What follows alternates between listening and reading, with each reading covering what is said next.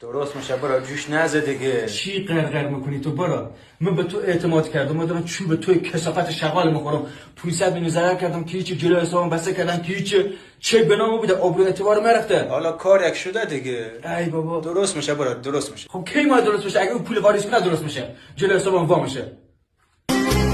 میده در من جان الو برم در خانه ای. ها اوکی تو برم در خانه. الان اوکی میکنم. جان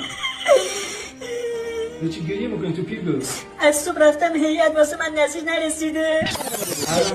الان چون به تو نظیر نرسیده زنگ زدی به من گریه میکنی که چیکار کنم؟ یعنی تو نگران نشدی برات مهم نیست واسه من نظیر نرسیده؟ آره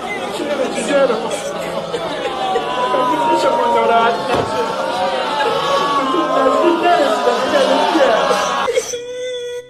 چی تو اما کار که خودم مثلا زنگ بزن برن در خانی، فقط نفهم من هستم چون فرار کنم.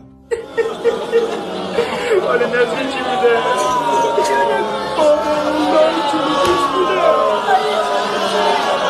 جواب نمیده. جواب نمیده؟ نه چرا خب دیگه زنگ بزن. خب واقعا برای من گریه میکنی؟ خدا خدا رو پیش کنی.